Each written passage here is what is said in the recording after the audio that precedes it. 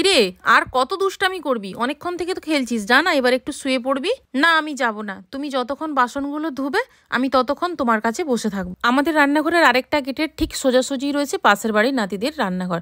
যখন আমি রান্না করছিলাম ওকে একবার বলে ফেলেছিলাম যে তোর খাওয়া হয়ে গেলে আমার এখানে চলে আসবি।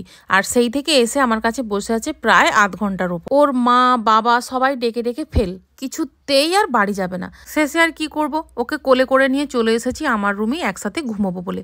শুয়ে শুয়ে ওকে জিজ্ঞাসা করলাম, কি রে আজকে ভাত কি দিয়ে খেয়েছি? চকলেট দিয়ে ভাত খেয়েছি ঠাম্মি। চকলেট দিয়ে ভাত?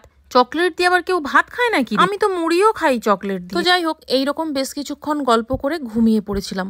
বিকেলবেলা ঘুম থেকে উঠেই ও আমার হাতটা টেনে ধরে বলল, কি গো, তুমি যে আমাকে বলেছিলে চকলেট দিয়ে কি বানিয়ে দেবে না কেন?